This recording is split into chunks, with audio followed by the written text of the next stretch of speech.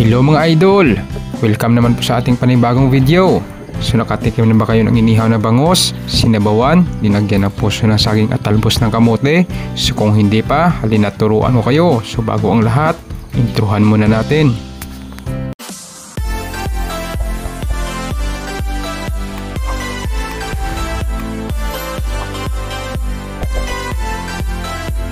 Ayan mga idol, may nakita tayong puso ng saging sa likod ng ating bahay. Bigla na lang pumasok sa isip ko yung inihaw na bangus, sinabawan, linagyan ng puso ng saging at talbos ng kamote. So napakasarap po niyan. Agad naman tayo naghahanap ng kawayan at linagyan natin ng sirang kutsilyo sa dulo para madali natin ipanungkit sa ating puso. Isungkit na muna natin ang kutsilyo sa kanyang tangkay. Itutok na siya natin dyan, tapos hatakin. Hatakin na natin yan ng hatakin hanggang sa mahulog ang puso ng saging. At ayan, nahulog na po siya mga idol. Medyo maliit siya, pero okay lang, hahanapan na natin ng kapariha yan. At bago tayo umalis, pinapansin tayong bunga ng sili dito sa likod. Ayan, hinog na po siya. Kuha tayo dito ng kaunti para mayroon tayong pampanghang mamaya sa sabaw. Mabuti na lang at hindi po ito naubos na tukain ng mga ibon. Ito po kasi yung paboritong tukain ng mga ibon dito sa amin. Kaya minsan mga idol, napapansin nyo may mga tumutubo lang na sili sa likod ng inyong bahay o sa inyong bakuran kahit hindi nyo naman itinanim. Mga ibon po yung may kagagawa niyan. Kasi once na tinutukan nila to, dinudumi nila yan kahit saan po sila pumunta. Kaya kusang tumutubo yung mga sili dyan. At ito na nga yung isa pa po nating pusong kinuha. Medyo malaki siya, so tamang-tama na to para sa ating bangus. Yan naman po yung kaunti nating sili na kinuha kanina sa likod. At ito na rin ang itsura ng ginawa nating panungkit kanina. Dinalian na natin ng alambre yung kutsilyong sira sa dulo ng ating kawayan. Pwede nyo rin gayahin yan para meron din kayong panungkit sa puso ng saging sa inyo dyan. Punta muna tayo guys dito sa ating maliit na hardin. Ayan, papakita ko lang sa inyo yung mga tinanim ko dito. Meron tayong ditong talbos ng kamote. Pipitasin na lang natin.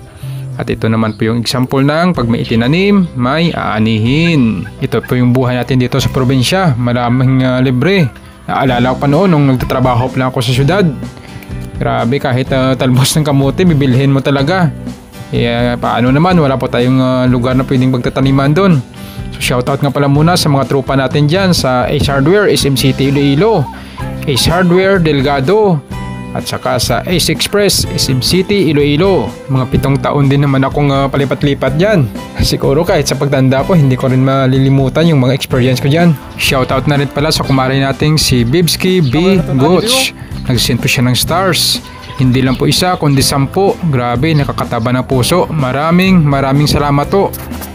At kung nagustuhan niyo po yung ating video, huwag niyo na rin pong kalimutan na paki-like, comment, subscribe at pakipindot na rin ang notification bell button para palagi po kayong ma-update sa ating mga videong paparating. Yan mga idol, hindi lang po kamote yung itinanim natin dito, pati na rin yung alugbati. Napakasarap pong parisan niya ng munggo at saka kalabasa. Linagyan na natin yan ng puno ng saging sa ilalim at hayaang mabulok para maging silbing pataba. At ito na nga yung pinitas nating talbos ng kamote. Meron na rin tayong puso ng saging at meron pa tayong sili. So kumpleto na. Ngayon, mag-iihaw na lang tayo ng bangus.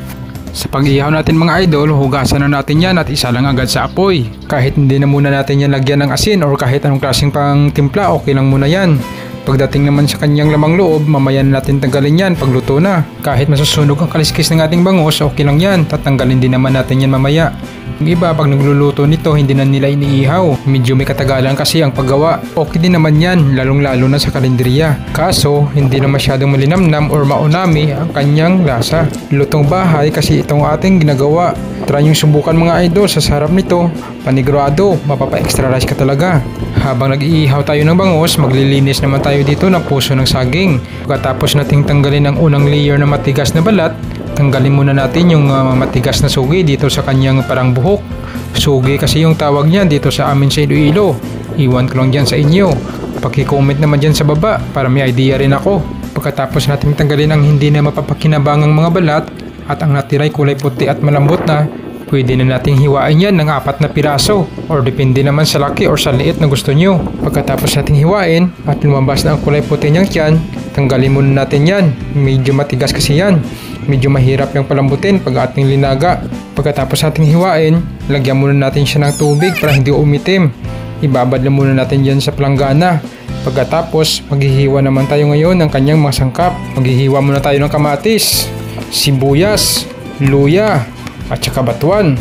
Yung batuan mga idol ay mapaasim po natin yan. Kung wala po kayong batuan dyan, pwede po tayong gumamit ng sinigang mix or yung alubihod. Depende po sa inyong nakasanayan kung ano yung pampaasim nyo dyan. Yung iba, gumagamit din ng tanglad. Optional din naman po yan. Ngayon, maglilinis na tayo ng ating bangus. Tanggalin lang muna natin ang mga sunog na kaliskis. Natanggal na rin natin ang kanyang buntot. Pwede natin hiwain yan gamit ang kutsilyo. At pwede na rin nating tanggalin ang kanyang mga lamang loob. Sa pagtanggal ng lamang loob idol, suriin natin mabuti na nakuha natin yung apdo. Kasi napakapait mo ng apdo na yan pag napisa po. Pagdating naman sa paghiwa, depende po sa inyo kung gaano kalaki yung paghiwa nyo. Hindi din naman natin ibibinta to, pangkain lang naman. At huwag din natin kalimutan na tanggalin natin yung kanyang hasang. At ganyan ang paghiwa sa kanya mga idol. At ito na siya. Ito na yung hiniwa nating inihaw na bangus. Pwede nating isasalang to sa kaldero para maluto na natin. At ito mga idol, minaprepare na tayong kaldero. Nahugasan din natin yan. Ilalagay natin dyan yung ating mga sangkap. Pwede din kayong magdagdag dyan ng yung tawag dyan, yung tanglad at saka pamintang buo, depende po sa inyo. Isusunod din natin yung ating puso ng saging. Nahugasan na rin natin yan. Lagyan natin yan ng asin. Kaunti lang muna. Dadagdagan na natin mamaya yan pag kumukulo na siya. Isusunod natin yung ating panlasa or pangpalasa. Gamit natin dyan ay bitchin. Pwede din kayong gumamit ng magic sarap, depende sa nakasanayan nyo. Ilalagyan natin yan ng tubig. Tamtaman lang muna. Pangit din naman ang lasa pag nasubrahan. Magiging matabang po yan. Pwede natin itakpan at tapos isalang natin yan sa apoy. Pakuluan na natin yan hanggang sa lumambot ang ating puso ng saging. Pagkalipas ng ilang minuto, buksan natin yan ang idol. At tapos tingnan natin kung malambot na ba ang puso ng saging. Sa ganyang itsura mukhang malambot na yan. Pero subukan muna natin yan gamit ang ating sandok para makasigurado. At ayan, malambot na nga siya. Kung okay na ang lambot niya, pwede natin isusunod dyan yung ating inihaw na bangus. Ilalagay natin agad dyan yung ating inihaw na bangus. Pagkalagay pa lang natin mga idol, mag-iiban agad ang kulay ng kanyang sabaw. Magiging kulay gatas na yan. Iloblob muna natin yan gamit yung ating sandok. Ngayon pa lang idol, maaamoy mo na agad yung sarap ng kanyang lasa. Pambihira, amoy pa lang idol, magugutom ka na. Takpan na muna natin siya dyan at hayaan kumulo ulit. Pagkalipas na ng ilang segundo, ayan, kumukulo na siya. Pwede natin tansyahin yan ang lasa. Kung maidadagdag pa ba tayo, dagdagan na natin. Pwede tayong magdagdag dyan ng asin o ating pampalasang magic sarap or bitsin. Kung okay na ang lasa, pwede natin ilagay dyan yung talbos ng ating kamote. Kung mayroon kayong siling pangsigang or siling mahaba, pwede nyo ding isabay dyan. Pagkatapos, iloblob lang natin yan gamit yung ating sandok. Pagkatapos, takpan at antayin kumulo ulit. Pagkalipas na ng ilang segundo, ayan, luto na yung ating sinabawang inihaw na bangus na may puso ng saging at talbos ng kamote. So napakasarap nito idol. Maraming salamat sa panonood. Kainan na!